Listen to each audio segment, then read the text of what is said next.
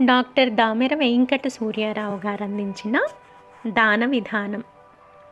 చేసిన పుణ్యం చెడని పదార్థం అన్నారు తాత్వికులు.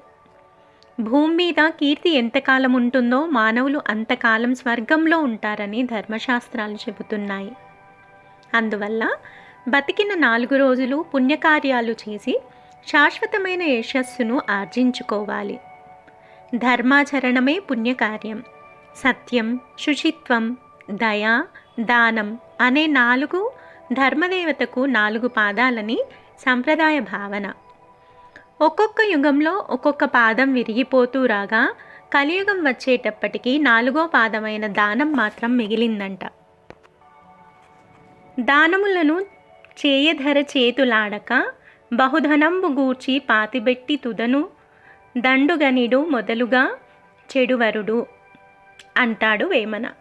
దాన ధర్మాలు చేయకుండా పాతిపెట్టిన ధనం దక్కదని, నష్టమే మిగులుతుందని భావం. కృతయుగంలో తపస్సు, త్రేతాయుగంలో జ్ఞానం, ద్వాపరయుగంలో యజ్ఞం ఉత్కృష్టమైనవిగా గుర్తింపు పొందితే కలియుగంలో దానం శ్రేష్టమైనదిగా భావిస్తున్నారు విజ్ఞులు. దశ దానాలని, షోడశ దానాలని మన పురాణాల్లో కనిపిస్తాయి. అన్ని దానాల్లోకి అన్నదానం పరమోత్తమమని ఒక విశిష్ట భావన. గోదానం, భూదానం వంటి వాటిని చాలా విలక్షణ దానాలుగా మన శాస్త్రాలు అభివర్ణించాయి. ఆధునిక కాలంలో సమాజ రుణం అనే మాట తరచుగా వింటుంటాం. ధనదానంతో పాటు విద్యాదానం, ఆరోగ్యదానం, శ్రమదానం ఇవన్నీ సమాజ సంక్షేమానికి ఉద్దేశించినవే. రక్తదానం, అవయవదానం వంటివి ఆరోగ్యదానంలోని అంశాలు. దానానికి ఒక విధానం ఉంది. భగవద్గీత సాత్విక, రాజస, తామస దానాలను పేర్కొంది. దేశకాలమాన పరిస్థితులకు అనుగుణంగా పాత్రోచితంగా ప్రత్యుపకారం ఆశించకుండా ఆర్తులకు సహాయపడటం సాత్విక దానం. ప్రత్యుపకారాన్నో కీర్తిను ఆశిస్తూ ప్రతిఫలాపేక్షతో చేసే దానం రాజసం. యోగ్యం కాని కాలంలో అయోగ్యులకు దానగ్రహీత పట్ల గౌరవం లేకుండా తిరస్కార భావంతో, అహంకారంతో చేసే దానం తామసం.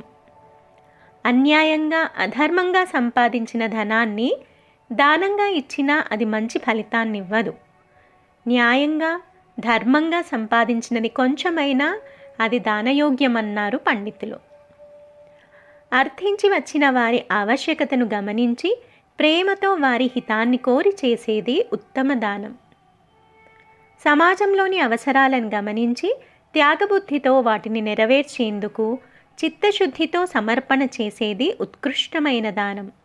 కానీ కాలగతిలో దానస్వరూపం మారిపోయింది. గుప్తదానాలకు ప్రాధాన్యం తగ్గిపోయింది. ఇచ్చేది చేరెడైతే చెప్పుకునేది బారెడంతా. పేరు, ప్రతిష్ట, పొగడ్తల కోసమే దానాలు చేసేవారి సంఖ్య నానాటికి పెరుగుతోంది. ఇచ్చిన ప్రతి వస్తువు మీద తమ పేరుండాలనే ఉబలాటం అతిశయిస్తోంది. శ్రద్ధ, చిత్తశుద్ధి లేని దానాలు సత్ఫలితాలను ఇవ్వవు. ఇంత చేస్తే ఎంత వస్తుందో అనే భావనతో చేసేది దానం కాదు. స్వార్థ ప్రయోజనాల కోసం దాన ప్రక్రియను వాడుకోవడం హీనగుణం. ధర్మస్థాపన కోసం తాను ఆహుతై తన వెన్నుముకనే వజ్రాయుధంగా మలచి ఇంద్రుడికి ఇచ్చాడు దదీచి. పరమ కారుణ్య భావంతో పావురాన్ని రక్షించడం కోసం తన శరీర మాంసాన్ని కోసి ఇచ్చాడు శిబి చక్రవర్తి. వచ్చిన వామనుడు విష్ణువని తెలిసినా గురువు వారించిన సత్యవాక్పాలకుడైన దాతగా వినుతికెక్కాడు బలిచక్రవర్తి. వీరందరూ దానగుణంలో సకల మానవాళికి చిరస్మరణీయులు. సమాజ కళ్యాణమే దానం పరమలక్ష్యం కావాలి.